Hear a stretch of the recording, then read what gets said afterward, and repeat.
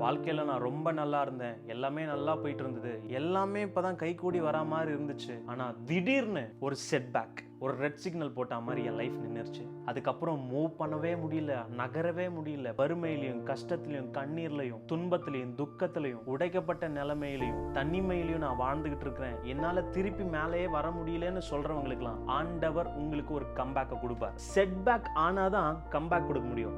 இன்னைக்கு உங்க லைஃப்ல நீங்க செட்பேக் ஆகி நிக்கிறீங்கன்னா நமக்கெல்லாம் ஒரு கம்பேக்கை ஆண்டவர் நிச்சயம் இந்த வருஷம் கொடுப்பார். யோசேப்போட வாழ்க்கையில எங்க போட்டாலும் யோசேப்பு கம்பேக் கொடுக்கிறார். சொந்த சகோதரர்கள் குழியில போடுறாங்க, குழியில இருந்து ஒரு கம்பேக் கொடுத்தாரு. குழியில இருந்து கம்பேக் கொடுத்த உடனே ஜெயிலுக்குள்ள போடுறாங்க, ஜெயில இருந்து ஒரு கம்பேக் கொடுக்கிறார். உங்க லைஃப்ல ஆண்டவர் கம்பேக்கை பிளான் பண்ணிட்டார். அந்த கம்பேக் இந்த வருஷத்துல நடக்கணும்னா கர்த்தர் நம்மளோட இருக்கணும். கர்த்தர் நம்மளோட இருக்கணும்னா நாமளும் கர்த்தரோடு இருக்கணும். இன்னும் அவருக்குள்ள நான் ஸ்ட்ராங்கா இருக்க ஆசைப்படுறேன், என்னோட கம்பேக்கை நான் அச்சீவ் பண்ண விரும்புறேன் அப்படின்னா சந்தேகமே படாதீங்க, விசுவாசமா இருங்க. ஓகே.